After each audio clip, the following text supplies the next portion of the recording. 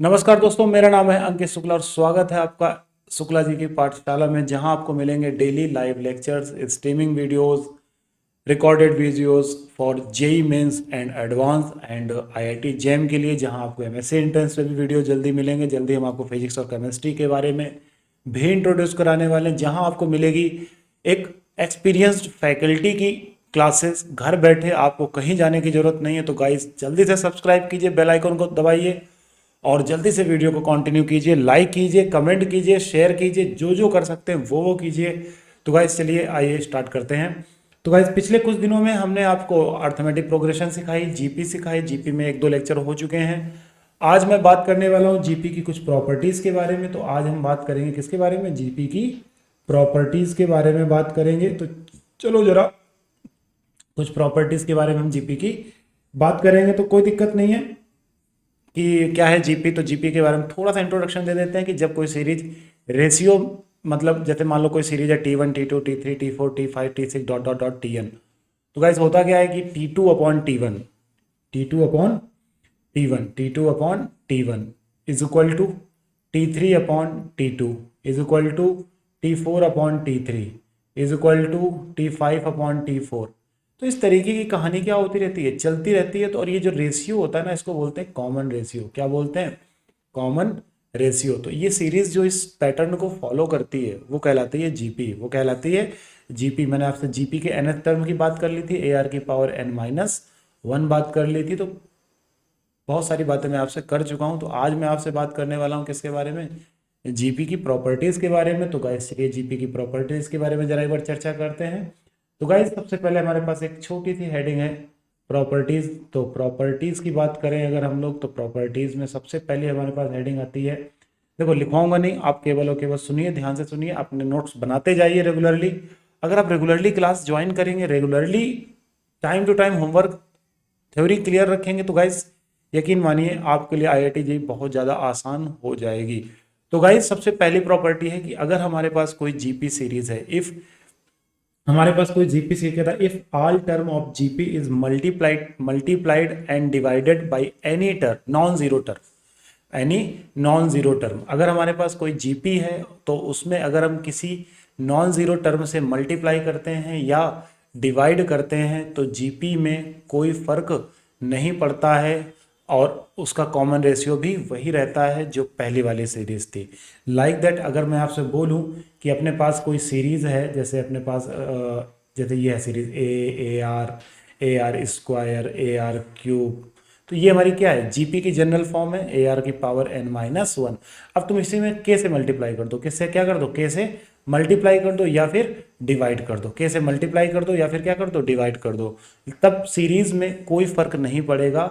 जो उसका common ratio r है, जो उसका कॉमन रेशियो r है वो हमेशा इसके बाद भी रहेगा और इसके पहले तो ये था ही। तो जीपी की जो पहली प्रॉपर्टी है कि अगर किसी जीपी में हम किसी टर्म यानी कि नॉन जीरो टर्म से मल्टीप्लाई कर देते हैं या डिवाइड कर देते हैं तो वो सीरीज क्या हो जाती रहती है? जीपी ही रहती है, कोई फर्क नहीं पड़ता है। समस्या गाइस यहाँ पर ये आती है कि आपने सर अभी अभी कहा कि नॉन जीरो नंबर्स, अगर मैं मान लो कि जीरो से मल्टीप्लाई कर देता हूँ, क्या कर देता हूँ? जीरो से मल्टीप्लाई कर देता हूँ। गाइस अगर हम जीरो से इसे मल्टीप्लाई कर देंगे तो पूरी सीरीज क्या बन जाएगी? जीरो बन जाएगी। पूरी सीरीज क्या बन जाएगी? जीरो बन जाएगी।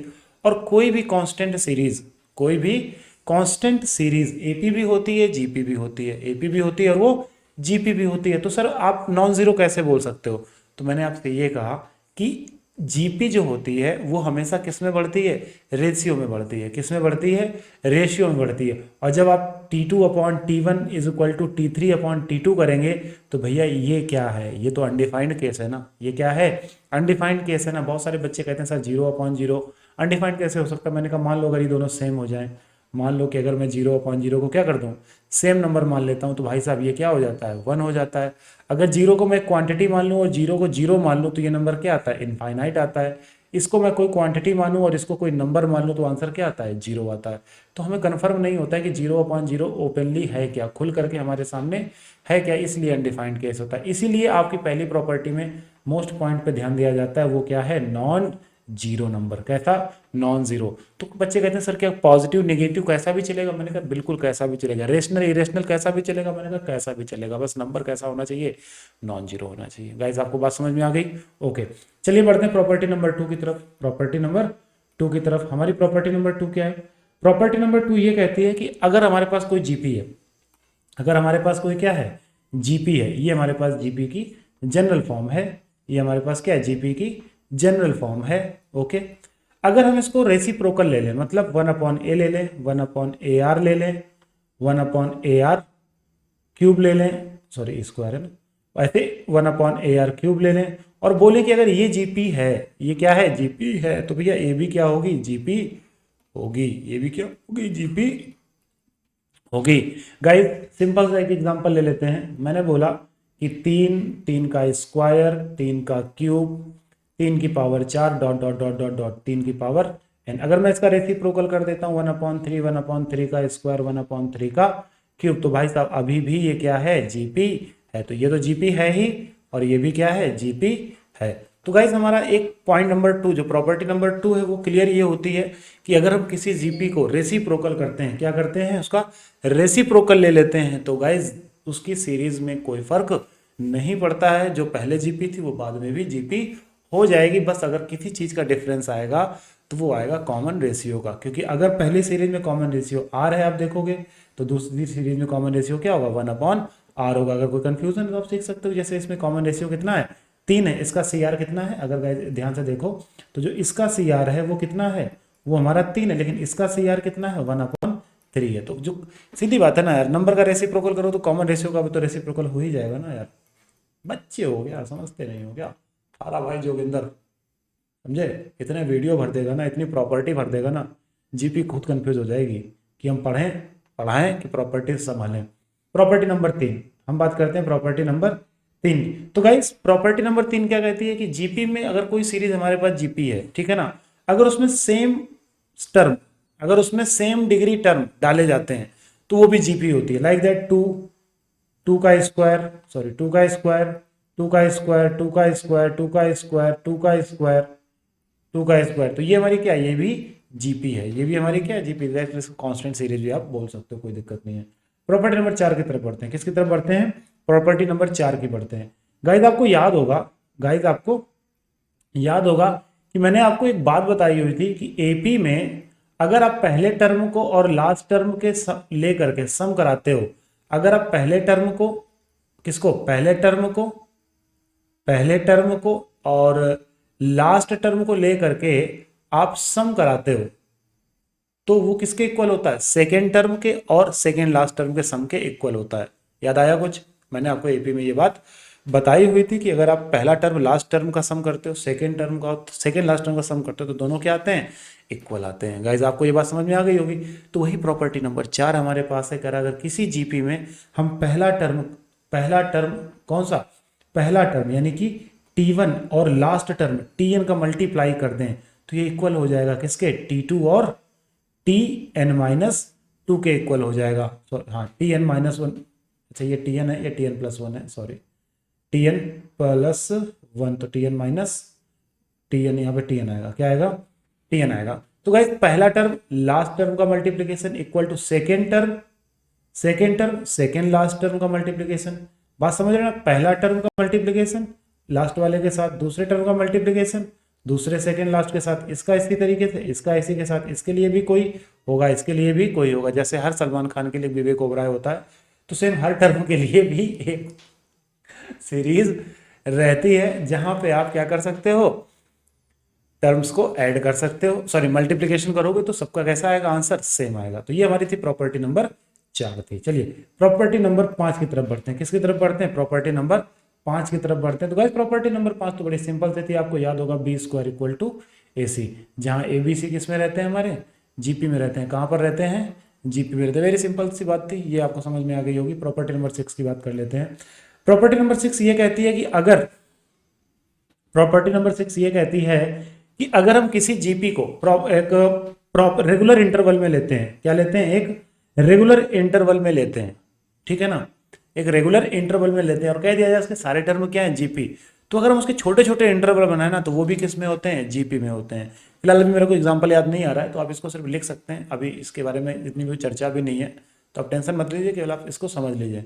आप इतना कह सकते हैं कि अगर कोई इंटरवल है, ठीक है ना, क्या प्रॉपर्टी सुन लीजिए फिर से, कह रहा है कि if the terms of GP are chosen a regular interval then the new sequence is form from the GP. अगर कई सारे नंबर से छोटे छोटे किसी जीपी से इंटरवल बनाए जाते हैं तो इंटरवल भी किस में होते हैं, जीपी में होते हैं। इंटरवल भी किस में होते हैं, जीपी में होते हैं। बात करते हैं property number 9, sorry property number बात करते हैं। नेक्स्ट प्रॉपर्टी हमारे पास क्या है, नेक्स्ट प्रॉपर्टी हमारे पास ये है कि अगर a1 a2 a3 a4 dot dot an किस में है, जीपी में है। किस में है, जीपी में है, ध्यान रखना। और ये कैसे हैं, नॉन जीरो। कैसे हैं, नॉन जीरो। और एक चीज नॉन नेगेटिव, दोनों कैसे हैं, नॉन जीरो और non negative. Most important property है ये गाइज। तो ये a1 a2 a3 क्या है, non zero and non negative number. तो अगर मैं इनमें लॉग ले लूं, क्या ले लूं, लॉग ले लूं, तो ये हो जाता है log a1 log a2 log a3 dot dot dot log an। तो ये सीरीज किस में हो जाती है, AP में हो जाती है। किस में हो जाती है, AP में हो जाती है गाइस। तो ये मोस्ट इंपॉर्टेंट बात थी जो आपको याद रखनी है कि a1 a2 a3 a4 अगर जीपी में है, नॉन जीरो और कैसे, नॉन नेगेटिव, तो ये जो बनने वाली सीरीज होती है after taking a log then series is in AP। Guys ये थी हमारी प्रॉपर्टीज। एक हमारे पास लास्ट पॉइंट बच जाता है सिलेक्शन ऑफ टर्म्स। क्या आ जाता है, सिलेक्शन ऑफ टर्म्स। चलिए जरा सिलेक्शन ऑफ टर्म्स पे थोड़ी सी चर्चा कर लेते हैं। गाइस सिलेक्शन ऑफ टर्म्स की अगर मैं बात करूं तो सबसे पहली चीज हमारे पास आती है कि अगर हमें किसी जीपी में 3 टर्म लेने हो, कितने टर्म लेने हो, 3 टर्म लेने हो। गाइस आपको याद होगा कि अगर मैं एपी में 3 टर्म लेता हूं, कितने टर्म लेता हूं, 3 टर्म लेता हूं, तो क्या क्या थे, a माइनस डी, ए और a प्लस डी। देखना मैं आपको एपी की हेल्प से जीपी के 3 टर्म निकालना सिखा रहा हूं। बहुत ही कम टीचर्स बताते हैं, आप लोग अपने हो तो बता रहा हूं, ठीक है ना। मैं एपी की हेल्प से जीपी के 3 टर्म निकाले जाते हैं, कैसे वो मैं आपको बता रहा हूं गाइज। तो एपी के 3 टर्म a माइनस डी, ए और a प्लस डी। जब भी देखो निगेटिव वाला टर्म आए, निगेटिव वाला टर्म देखो डी एपी में कॉमन डिफरेंस होता है, तो सीधी सी बात है जीपी में क्या आएगा, उसकी जगह पे आर आएगा, क्योंकि वो उसका कॉमन रेशियो है। वो उसका क्या है, कॉमन रेशियो है। बड़ी सिंपल सी बात है यार, इतना टेंशन लेने की जरूरत नहीं है भाई। थारा भाई जोगिंदर इतनी आसानी से मैथ पढ़ा देगा ना, तुम कंफ्यूज हो जाओगे, इतनी कंफ्यूज हो जाओगे कि मैथ पढ़े कि फिजिक्स पढ़े। तो भाई सीधी बात है कि a माइनस डी, अब डी यहाँ पे क्या है, कॉमन डिफरेंस है, तो जीपी में पढ़ रहे हैं तो वहाँ पे क्या होगा, कॉमन रेशियो होगा। तो एक बात बताओ कि एपी में जब चीजें ऐड होती हैं तो जी एपी आगे बढ़ती है, सब्ट्रैक्ट होती है तो एपी सब डिक्रीज होती है। तो सीधी सी बात है कि अगर हम 3 टर्म सेलेक्ट करें तो जब भी यहाँ पे नेगेटिव होगा तो यहाँ पे क्या होगा, डिवाइड होगा। क्या होगा, डिवाइड होगा। गाइज बहुत ही मजेदार चीज है, बहुत ज्यादा ही क्या है, मजेदार चीज है, आपको समझ में आ रहा होगा। अब यहाँ पे क्या है, ए, तो यहाँ पे कितना हो गया, ए हो गया। अब अगर बात करें प्लस, तो यहाँ पे क्या आएगा, मल्टीप्लीकेशन आ जाएगा। क्या आ जाएगा, मल्टीप्लीकेशन आ जाएगा गाइस। तो कोई दिक्कत किसी को, यहाँ तो बड़ी आसान सी चीज है, कोई दिक्कत नहीं है, समझ में आ रहा होगा। अब अगर मैं बात करूं एपी में 4 टर्म की, किसकी बात करूं, 4 टर्म, तो ए माइनस 3D, ए माइनस डी, ए प्लस डी और ए प्लस 3D। गाइस याद आ रहा है, ये हमारे एपी के क्या थे, 4 टर्म थे। ये हमारे कौन से टर्म थे, 3, और ये टर्म हमारे क्या हैं, 4 टर्म। तो देखो जीपी के 3 टर्म ये बन गए, कॉमन रेशियो क्या बन गया हमारा, आर बन गया। कॉमन रेशियो हमारा क्या बन गया, आर बन गया। अब देखो एपी की अगर हम 4 टर्म की बात करें तो देखो सबसे पहले सब्ट्रैक्शन हो रहा है, तो ये तो 100% है कि अगर हम यहाँ पे 4 टर्म सेलेक्ट करते हैं तो यहाँ पे ए कितना है हमारे पास, ए है, ठीक है।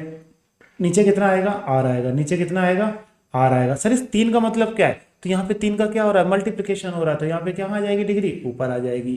तो सर इसका मतलब a माइनस डी को हम a अपॉन आर लिख सकते हैं, मैंने कहा यस। तो सर a प्लस डी को हम क्या, हम ए आर लिख सकते हैं, मैंने कहा यस। तो आप a प्लस 3D को क्या लिख सकते हैं, ए आर क्यूब लिख सकते हैं। बात समझ में आ रही है इतनी।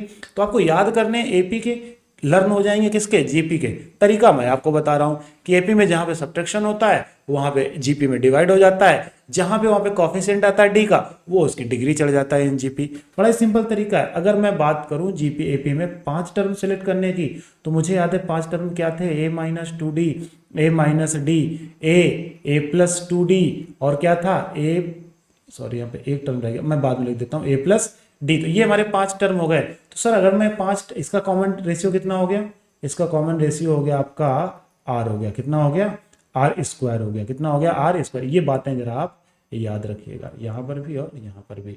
गाइज अगर मैं बोल दूं कि हमें 5 टर्म लेने हैं, कितने टर्म लेने हैं 5, तो कोई दिक्कत नहीं है, 5 टर्म ले लेंगे अपन लोग। तो 5 टर्म की अगर हम बात करें तो देखो 5 टर्म हमारा क्या है, a माइनस टू डी, यानी कि a अपॉन आर स्क्वायर। इसी तरीके से a माइनस डी तो कितना आएगा a अपॉन आर, इसी तरीके से a है। ओके, अब इन्हीं दोनों के यहाँ पे नॉर्मली लिख दो a आर और a आर स्क्वायर। तो ये हमारे क्या हो गए 5 टर्म, यहाँ पे सी आर क्या हो गया हमारा आर हो गया, कितना हो गया आर हो गया। तो इसी तरीके से हम 3 टर्म 4 टर्म और 5 टर्म सेलेक्ट करते हैं with the help of AP. तो एपी में जिस चीज में क्या हो रहा होता है सब्ट्रैक्शन हो रहा होता है, जीपी में वहीं पे क्या हो रहा होता है डिवाइड हो रहा हो, जिस कॉफिशिएंट से मल्टीप्लिकेशन हो रहा था उसी कॉफिशिएंट की डिग्री वहां पर जीपी में चढ़ जाती है। तो इसलिए आपको सिर्फ एपी का तरीका याद करना है, जीपी का अपने आपसे याद हो जाता है। तो गाइस प्रॉपर्टीज जो थी वो मैंने आपको बता दी है, प्रॉपर्टीज हमारी यहीं से क्या हो जाती है खत्म हो जाती है। नेक्स्ट लेक्चर में जब हम मुलाकात करेंगे तो वहां पर पढ़ेंगे सम ऑफ सीरीज, इस पर एक आध दो क्वेश्चंस देखेंगे और पढ़ेंगे सम ऑफ सीरीज। तो गाइस कैसी लगी क्लास कमेंट करके बताइए। आप कमेंट नहीं करते हैं तो गाइस कमेंट कीजिए, शेयर कीजिए, जितना ज्यादा से ज्यादा हो सकता है वीडियो को फैलाइए, अपने दोस्तों को शेयर कीजिए, अपने फैमिली मेंबर्स को शेयर कीजिए और उनसे बोलिए आगे भी शेयर करेगा। ऐसा आपको कहीं जाने की जरूरत नहीं, आप घर बैठे फ्री में आप सीख सकते हैं मैथमेटिक्स IIT JEE के लिए, फिजिक्स IIT JEE के लिए और केमिस्ट्री IIT JEE के लिए। Thank you so much all of you, मिलते हैं नेक्स्ट लेक्चर में।